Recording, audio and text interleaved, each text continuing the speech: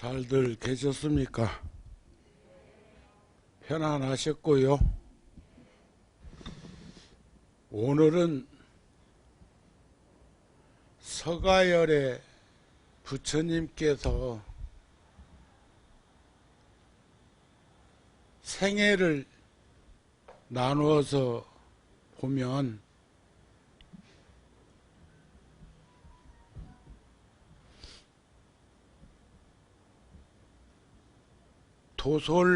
도솔내의상, 비남강생상, 사문유관상, 유성출가상, 설산수도상, 수화항마상, 노권전법상, 쌍림열반상이라고 해서 부처님의 생애를 8 나눔으로 해서 표현을 해보면 도솔촌 내원궁에서 호명보살이라는 보살님으로 계시다가 2645년 전, 그러니까 불기가 2565년이니까 그것은 부처님이 열반하신 것을 의미합니다. 그러니까 몇 주기와 같은 거죠. 일반 사람으로 말하면 그런데 거기에 80생애를 합하면 2645년 전 4월 초파일 날 눈비니 동산에서 태어나셨다. 그리고 그 갑이라국 동서남북 사문으로 댕기면서 생로병사와 또 그 출가자의 그 넉넉한 그런 편안한 모습을 보면서 출가를 최종적으로 결심을 하고 어제 출가하신 날이죠. 어제 29세 때 부처님께서 출가를 하셨고 그 다음에 6년 동안 고행자의 길을 걸으시면서 수없는 어려움을 겪으셨지만 35세에 깨달음을 이루시고 그리고 45년 동안 전법 활동을 하시다가 80에 구시나가라 사라상수 나무 밑에서 열반에 드셨다고 하는데 그것을 우리는 2565년 그런데 날짜로 보면 2월 8일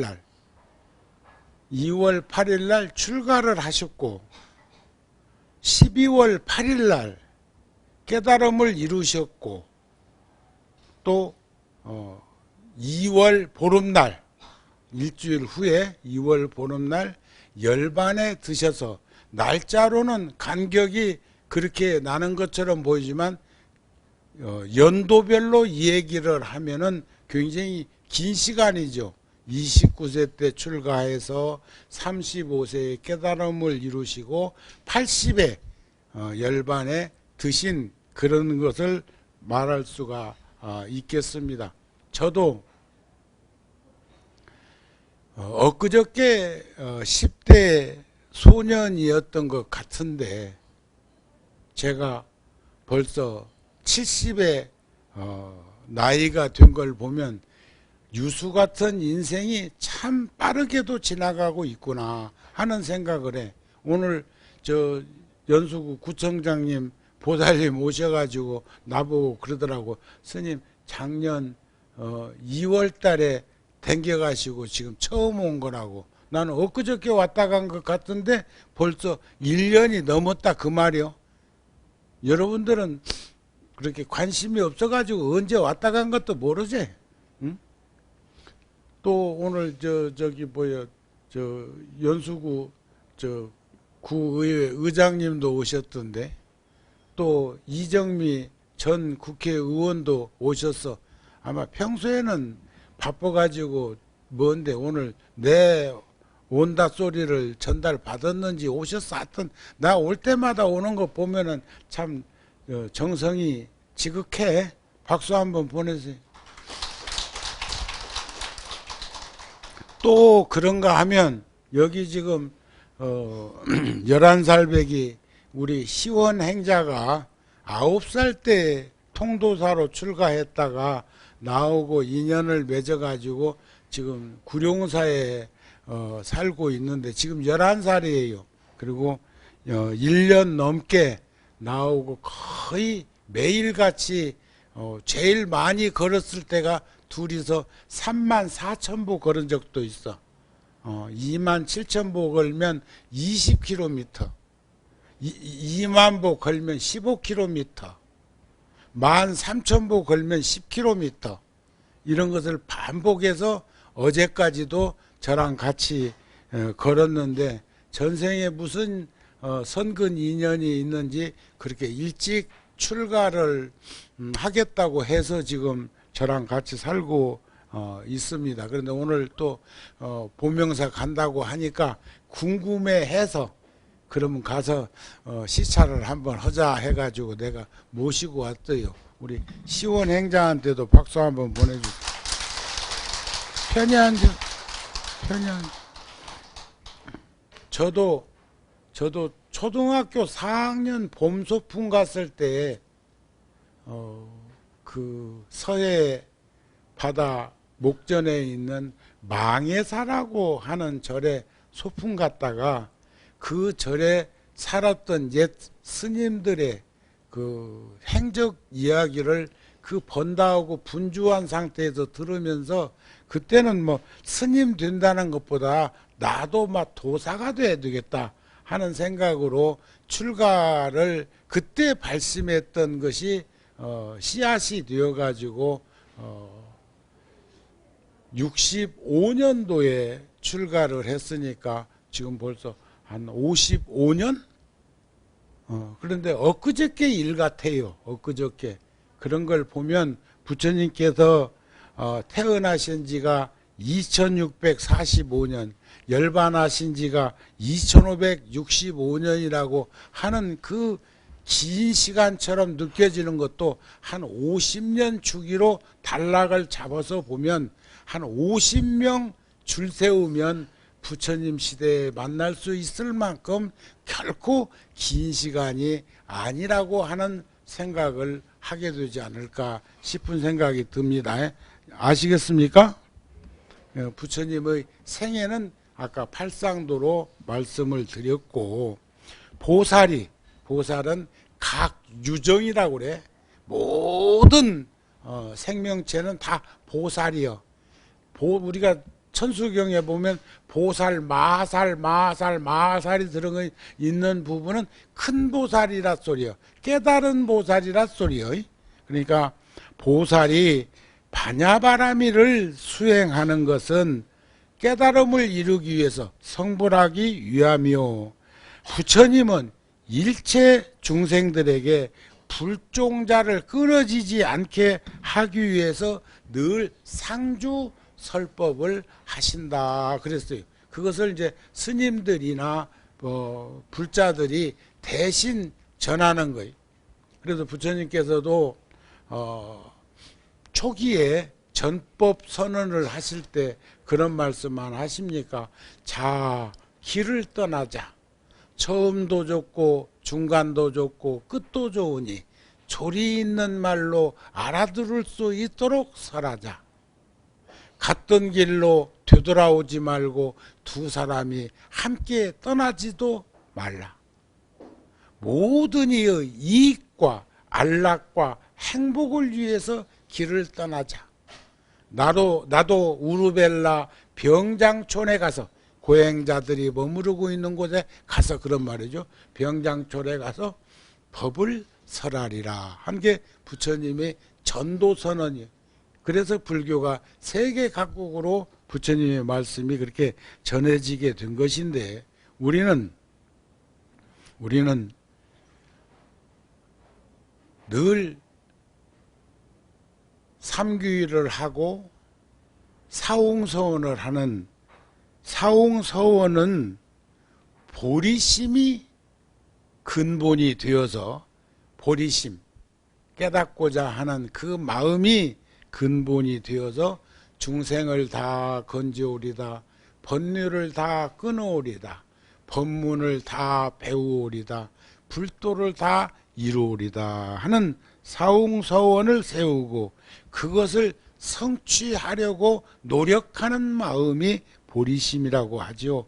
보살의 광대 무변한 자리 이타에 서원을 세우고 오랜 시간 동안, 오랜 세월 동안 육바라밀을 닦고 닦아서 보리심을 길러내어서 보살도 실천을 통해서 성불할 수 있다는 그런 확신과 믿음을 여러 불자들한테 전해주기 위해서 이런 포교당도 열악한 환경 속에서 여러분들과 함께 주지스님이 하고 있는 것이 아니겠느냐 하는 그런 말씀이에요. 이 부처님도 참 29세 때 어저께 그저께 저녁에 어저께 아마 새벽쯤 된 것 같은데 제가 보통 한 2시쯤이면 눈을 뜨고 새벽 3시면 법당에 들어가는데 또 어느 때는 이렇게 육체적으로 길을 많이 걷다 보니까 잠깐 쉴 거라고 쉬었다가 깜박할 때도 있어요. 그러니까 아예 앉아서 노느니 연불한다고 불교 방송을 이렇게 틀어 볼 때가 있어.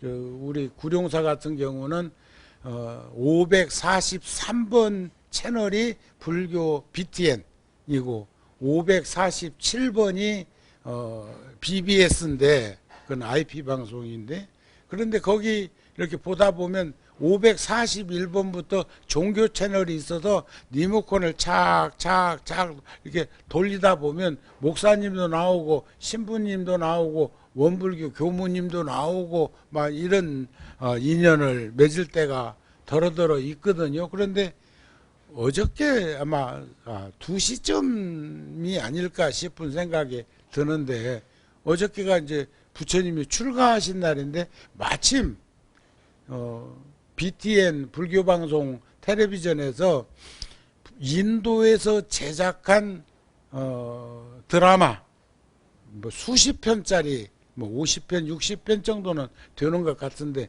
부처님의 생애를 조명해 가지고 그 영화를 이렇게 소설처럼 해놨는데 부처님의 생애를 해놨는데 마침 정반왕 아버지도 나오시고 또 속가 권속들도 나오고 또 부처님의 아들이었던 나우라도 거기에 나오는데 그때가 이제 어저께가 막 아들이 출가하겠다고 머리를 깎고 사촌 동생 난타라고 하는 사촌 동생이 출가를 해서 머리를 깎았고 그러니까 그러한에도 지금 장자가 출가를 해가지고 수행자의 길을 걷고 있는 것 때문에 정반왕 아버지 입장에서는 더군다나 또 어머니는 안한 지 일주일 만에 세상을 떠나고 부인은 그런 일이 있었고 그러는 중에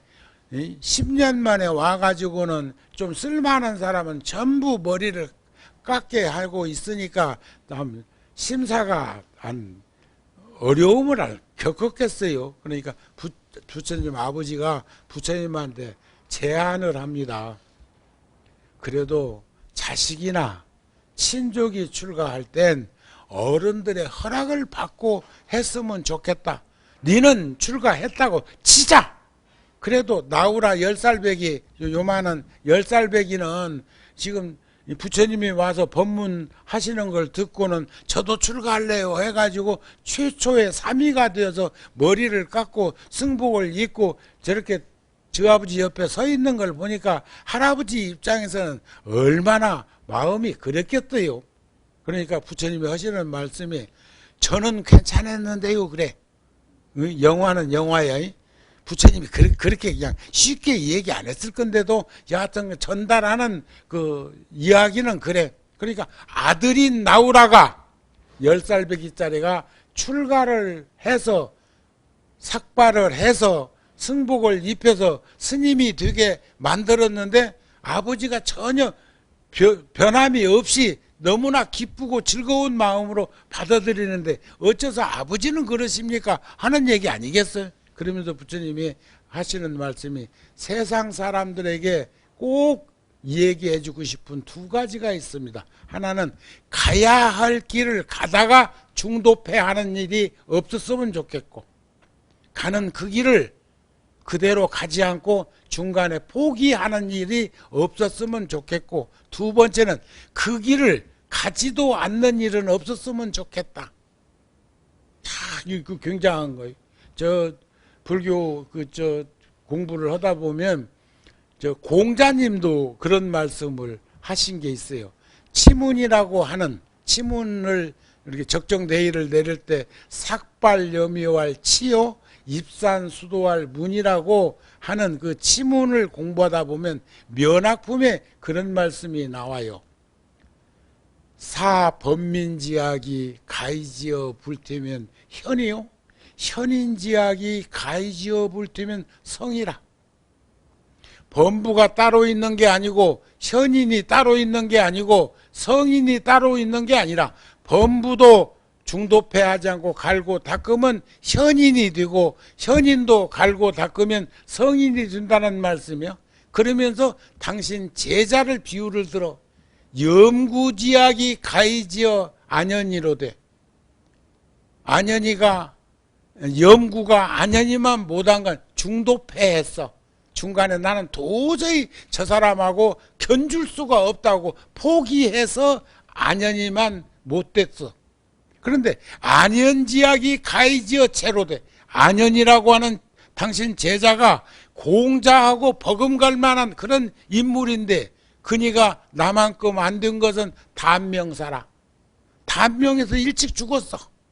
그래가지고 공자님이 눈이 침물을 만큼 슬퍼 눈물을 흘렸다고 하는 기록이 있습니다.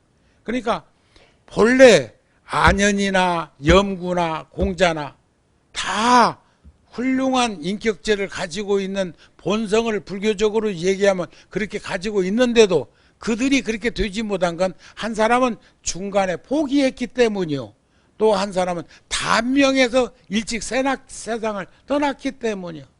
저도 아까 제 방에서 그 차 한잔 하면서 그런 얘기 했습니다만, 제 제자 가운데, 제자가 여기 본명사 주지스님, 성한스님도 정우스님하고 깊은 인연을 가지고 있는 스승과 제자예요. 그런데 참 인천까지 와가지고 애쓰는 그런 모습을 보면서 지금 내가 마음을 달막달막 하고 있는 게 있어. 너무 한 곳에서 오래 살으라고 하면 차기 붙으면 어쩌나, 아니면 게을러지면 어쩌나, 더 큰절 주지를 맡기면 잘할 것 같은데 그런 생각을 지금 실실 하고 있단 말이에요. 근데 저 웃는 것 보니까 가도 좋다네. 그러는데 제 제자 가운데 두 명의 스님이, 한 명은 미국 위스콘신 대학에서 석박사를 하고, 그것도 3년 만에 박사 학위 논문 제출 시험을 통과할 정도면 위스콘신 대학이라는 그 유명한 대학에서 개교일에 처음 일이었대요.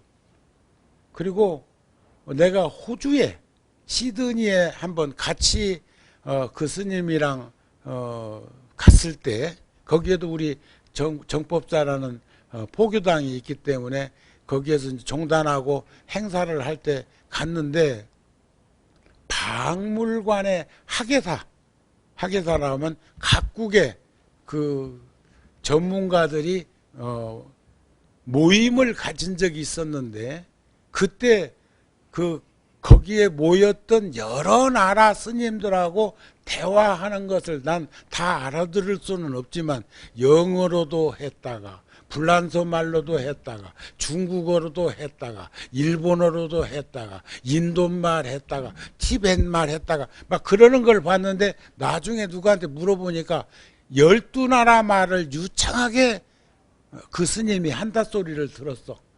그런데 한 3년 전에 세상 떠났다. 참 세상이 복이 없어. 그런 참 불교 석학이 좀 더 오래 있으면서 논문도 많이 세상에 좀 드러내놓고 했으면 좋았을 걸. 그 공부할 적에 얼마나 힘들게 공부를 했는지 이게 위험이 있는 것 같아요. 염증이 있는 것처럼 속이 쓰리다고 해가지고 병원 한번 가봐라 하다가 대학 교수를 미국서 하고 있었는데 하다가 가서 보니까는 막 이 속이 다 망가져가지고 수술하러 하려고 갔다가는 그 길로 뭐 며칠 있다가 세상을 떠난 스님이 하나 있어.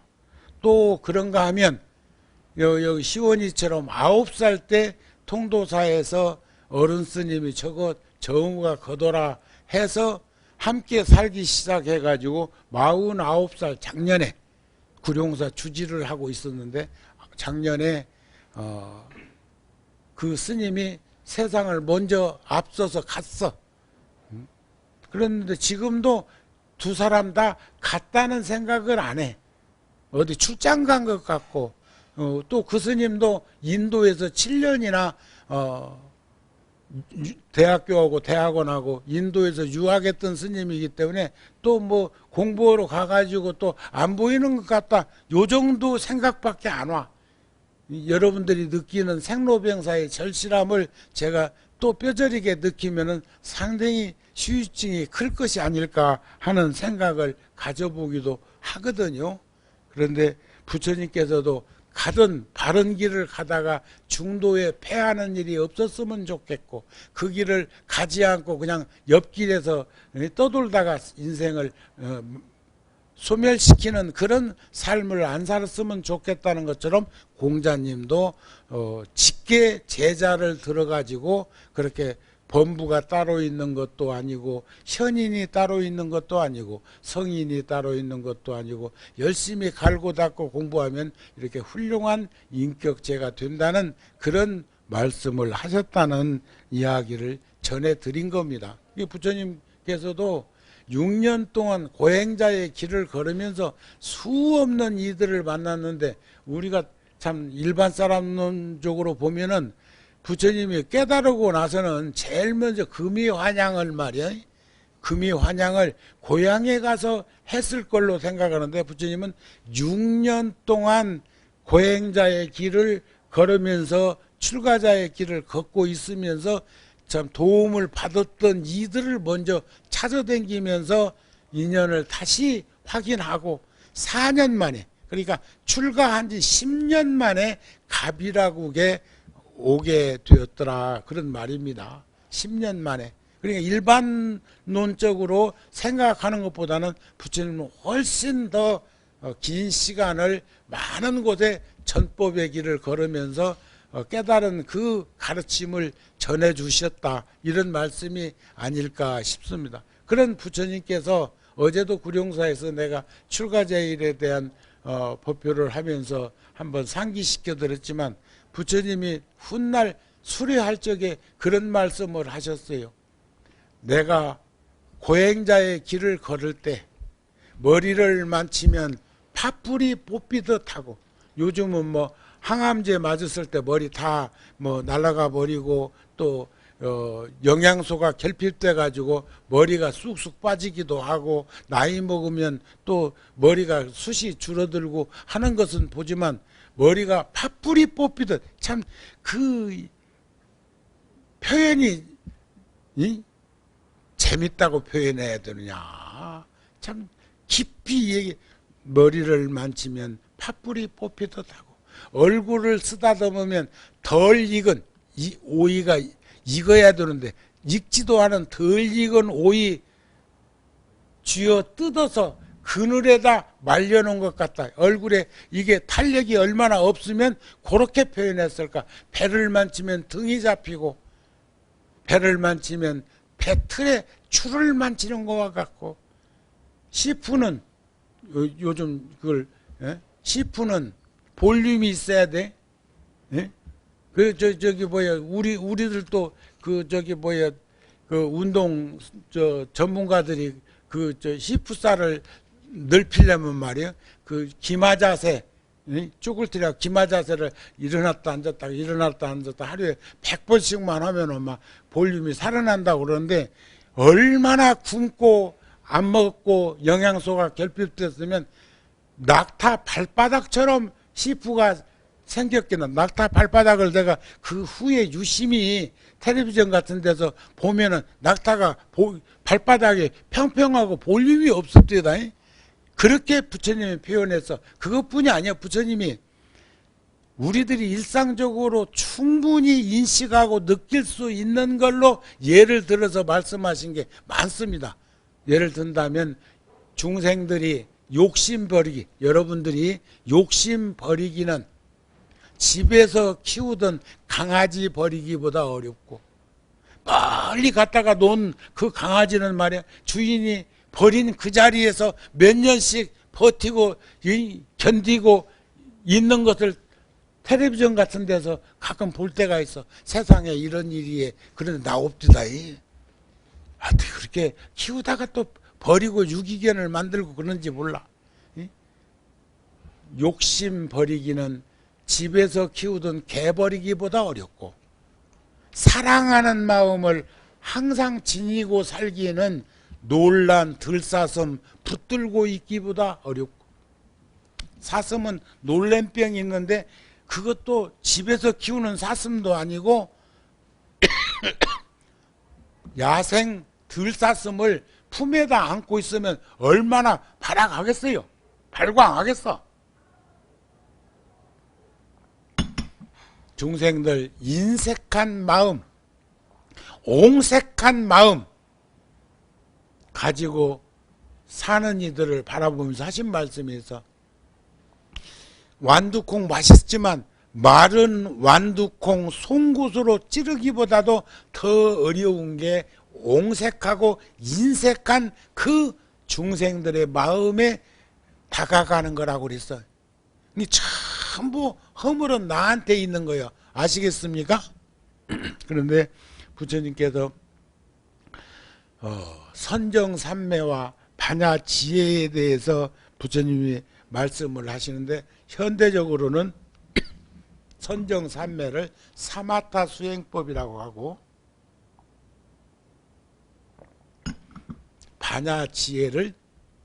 반야지혜 수행법을 위파사나 수행법이라고 해. 우리 이제 북방불교는, 우리나라 같은 경우는 조사선이라는 가나선을 얘기합니다. 참고하는 방법이 화두를 들고 의심덩어리를 타파하는 것을 말하는데, 남방불교에서는 사마타 수행법과 위파사나 수행법을 얘기를 하는데, 선정삼매를 닦는 것은 방일하지 않기 위해서 선정삼매를 닦는다는 거, 명상하는 게 또 큰 지혜를 장엄하기 위해서 본래 갖고 있는 거요. 본래 갖고 있는 건데, 그것을 우리가 눈을 감고 있으면서 세상에 아무것도 안 보인다고. 저 구룡사 초기에 벌판에 구룡사가 2층 집에 살고 있을 때 그 집도 보였다. 새 얻어서 살 때. 그 다음에 가건물을 합판으로 해가지고 거기다 색깔을 이렇게 페인트 색을 이렇게 아이보리 색으로 칠해가지고 절만자 붙여놓고 있을 적에 저 1km, 2km 밖에서도 절이 보였는데, 요즘은 보여 안 보여? 그보다 더 크게 7층으로 지었는데도 안 보여. 왜냐하면 주변에 높은 집들이 건축법에 의해서 지어졌기 때문에 그래.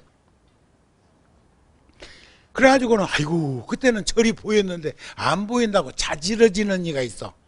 간간히. 그러면 내가 그래, 아이고 두 눈꺼풀만 내려깔면은 세상이 안 보이는데, 세상도 안 보이는데 이 두 눈꺼풀이 몇 평이나 되길래 세상이 안 보일까? 그런데 세상이 없어진 거 아니잖아. 안 보인다고 없어졌어요? 그건 아니잖아.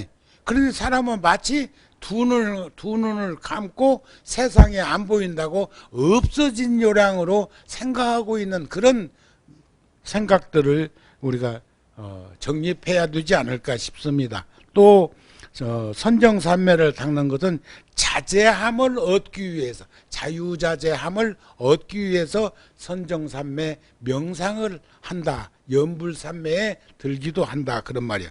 또 반야지혜를 닦는 위파사나 수행법을 하는 것은 나고 죽는 나쁜 과보를 관찰하려 하며, 지혜가 있어야 나고 죽는 것을 알아. 나고 죽는. 또 모든 선근을 증장할 수 있어. 또 모든 번뇌를 깨트리. 번뇌는 탐욕과 썩냄과 어리석음인데, 욕심 많은 이가 어리석음은요, 욕심 많은 것만큼, 어리석은 것만큼 분노 조절이 안 돼. 자꾸 주변에서 요즘 뭔 일들 생기고 막 그래 쌓던데, 이번에도 미국에서 미국 대통령이 그 소수 유색인종 이번에 우리나라 사람도 어려움을 겪었을 때 총질해 가지고 거기 현장까지, 그런 것 보면 참 미국이라고 하는 나라는 대단한 나라요. 미국이라는 나라는요 대단한 나라요. 얼마만큼 대단하냐? 일단은 미국은 미국에 도착하기까지가 까탈스럽지. 딱 도착해서 입국 절차를 받고 국내에 들었으면 자국인하고 같은 취급을 하는 걸 목격했어. 뉴욕 원각사에 불사하러 갔던 소목장, 이 탁자 짜고 닷집하고 하는 그 일을 하러 갔던 분이 일 다 끝내놓고, 그러니까 일 끝내기 전에 몸이 좀 아프고 힘들었던 것 같은데, 그것을 용을 쓰고 혼자서 일한 건 아니지만 여러 명이 같이 가서 일을 했는데, 그래놓고는 이제 어제 일을 마쳤어. 오늘 이제 보스턴에 가서 뭐 예일 대학하고 하버드 대학하고 또 바닷가 바람도 한번 쐬고 구경도 시키고, 그래 멀지 않으니까 몇 시간이면 차로 가는 곳이니까 보스턴에 구경을 시켜준다고 주지스님이 차를 대놓고 아침 먹고는 갑시다 했는데, 아침 먹다 말고 한 사람의 목수가 대글대글 둥그는 거예요. 그래가지고 병원에 이제 모시고 갔어. 절에서 응급실 내 사용료는 내라고 해서 냈어. 한 8,000불 들었는데, 그러니까 몇 시간 있는 응급실에 있었던 것이 한국 돈으로 한 돈 1,000만 원 들어갔단 말이에요. 그리고 난 다음에 여행자인데도 불구하고 수술을 안 하면 죽게 생겼으니까 수술을 했는데, 한 달쯤 병원에 있었는데 몇 억이 나와버렸어. 병원비가 몇 억. 근데 그 돈 없잖아요. 여행자가 뭐 만불 갖고 나가는 사람이 1억으로 간 사람이 만불이나 갖고 갔겠어요? 그랬는데 미국의 시스템이 그 돈을, 보험처럼 그 돈을 병원에다는 지불을 하고, 그 사람은 평생 동안 한 달에 몇백 불씩, 몇십만 원씩 갚도록 이 얘기를 했다는 거예요. 근데 한국에 와버렸으니까 지금 갚고 있나. 그런데 또 이제 퇴원해가지고 한국에 갈 때 제재 없이 한국에, 우리나라 같으면 여권 같은 거 딱 쥐고 갚을 때까지 꼼짝 못하게 안 했을까 싶은데, 그건 미국은 그냥 또 보내줬어. 그래서 나는 참 대단한 세계를 우지자지 할 만한 그런 기운이 있는 사람들이구나 하는 생각을 하게 되었다는 거예요. 이게 나 혼자 생각이야. 꼭 그런 건 아니고, 안 좋아하는 사람은 안 좋아하더라고. 또 그러기만 한 줄 알아요? 80내알에 약 80내알 간염, A염, B염, C염이 있는데, 누가 C염 간염이 걸려가지고 신부전증으로 투석을 일주일에 서너 차례씩 하면서 지금 신장 이식을 해야 되는데 C염 간염 때문에 할 수가 없어. 그런데 의사가 그런 약이 있다 소리를 안 했어야 되는데 형편도 안 되는 놈한테 그 얘기를 또 했더니 막 어쩌겠어? 그래서 내가 그 얘기를 듣고는 마침 일본에 있는 한 스님이 시험 간염으로 고생을 하셨는데 그때 마침 동경대학에서 치료를 받고 있다고 그래서 여쭤봤어. 그랬더니 보내라고 같이 치료 한번 할 수 있도록 해주겠다고 해서 동경으로 보냈는데 외국인 의료사고를 핑계대가지고 병원에서 치료를 안 해주는 거예요. 그 약을 투여해야 되는데 84알 80 중요한 거 잘 들어봐요. 지금은 조금 내렸더만 미국 약이요. 28일 먹고 쉬었다가 28일 먹고 쉬었다가 28일 먹고 3개월 동안 먹는 약이 4주 먹고 쉬고 4주 먹고 쉬고 이런 식으로 84알에 1억 800만 원 들었어요. 1억 800만 원. 세금까지. 그랬는데 그 약 먹고 시험 간염이 제로로 떨어졌어. 그래가지고 심부전증 수술도 잘 됐어. 아시겠어요? 우리들 주변에는 늘 그런 일이 비일비재하게 생기고 있어. 그러니까 84알에 1억 800만 원이라는 그 약값을 예결적에 사람을 살리려고 마음은 정했지만 속으로는 미국 제약회사 미국 어찌고 저찌고 한 것 속이 편안했겠어. 여러분들은 편했겠어?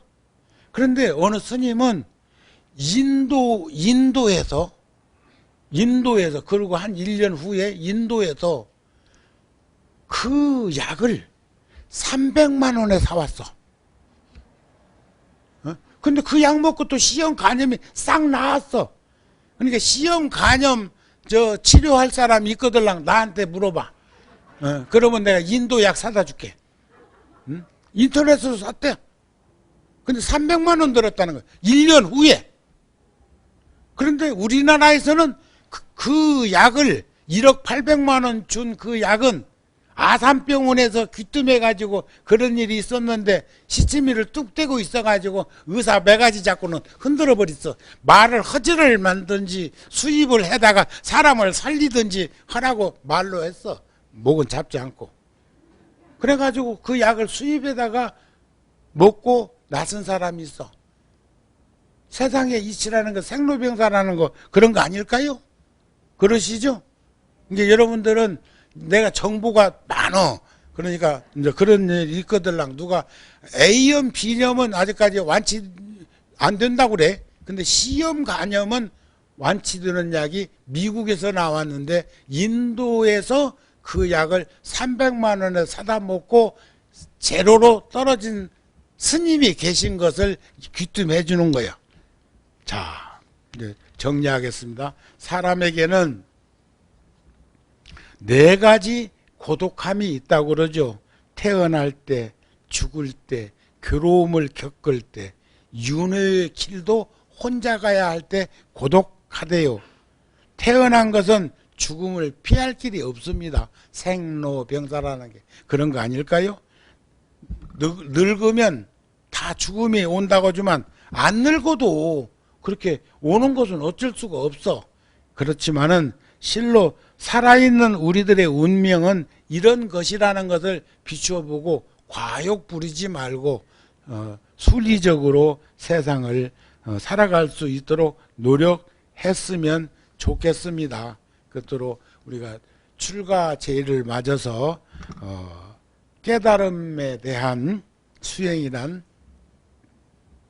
깨달음의 완성이고 그것은 죽음의 가치를 진정한 삶의 가치로 전환시키려는 노력이 수행이고 정진이라는 걸 잊어버리지 말고 사마타 수행법이나 비파사나 수행법, 선정산매 수행법이나 반야지의 수행법은 다양한 다양한 방법으로 공부를 할 수 있는 것이니까 우리 충분히 그렇게 인식을 같이 하면서 열심히 제가 불자 들일지라도 공부를 좀 하고 정진을 하고 수행을 했으면 좋겠습니다. 끝으로 달라이라마 존자님이 행복하라는 가르침 중에 그런 말씀을 하셨대요. 남을 돕는다고 하면 보통은 자기 자신을 희생해야 한다고 생각들을 하고 있지만 그렇지 않습니다. 다른 일을 도울 때 가장 덕을 보는 것은 자기 자신이고 최고의 행복을 얻는 것도 자기 자신입니다. 그러므로 행복한 인생, 행복한 삶으로 살아가는 최선의 길은 다른 일을 도와주는 것입니다. 그러면서 달라이라마가 그런 말씀을 했어요. 가슴을 따르지 않고 생각하는 습관이 나를 자유롭지 못하게 한 일이 많다. 살아온 시간들을 되돌아보니까 제가 별로 표시도 안 나는데요.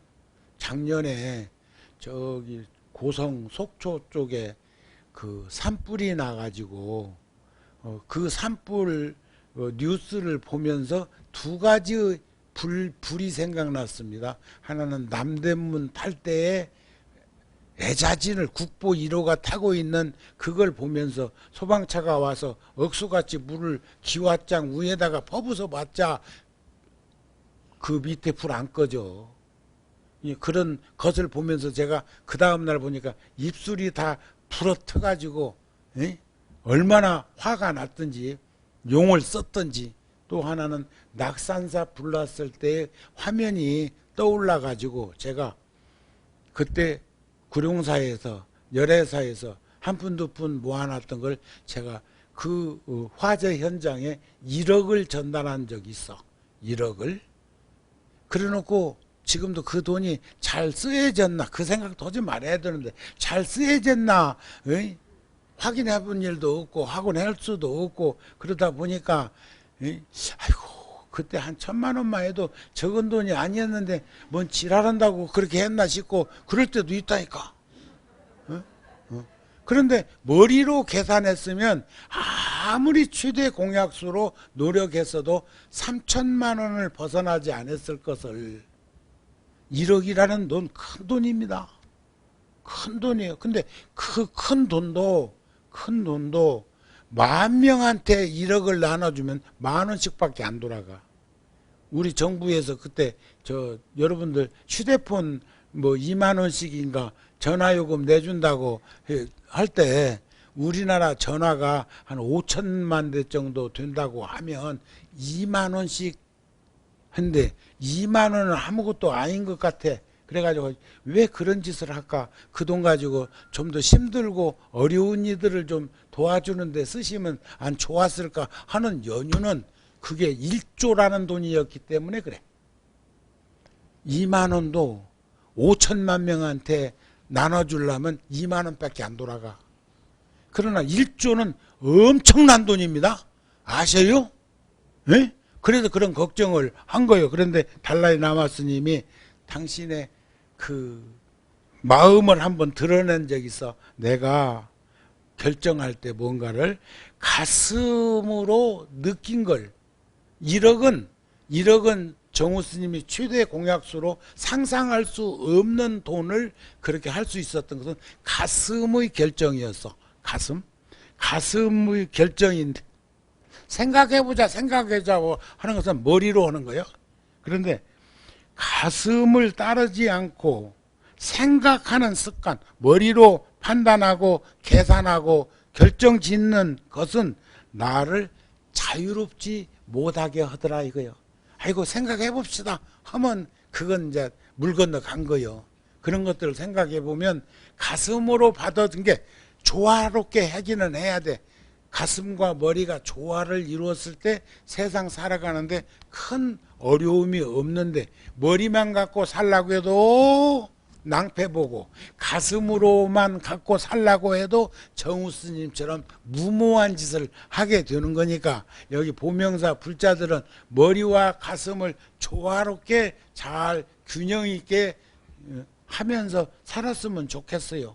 그러기 위해서는 오늘 또 내가 어제 전화해서 1년 동안 여기 오지 않았는데 뭐 꼭 오늘 와야 된다는 뭐 저것도 아니잖아. 다만 이제 이쯤에서는 한 번씩 가서 여러분들을 만나야 되겠다 싶어서 해놓고 안 가도 되냐 하고 전화했다.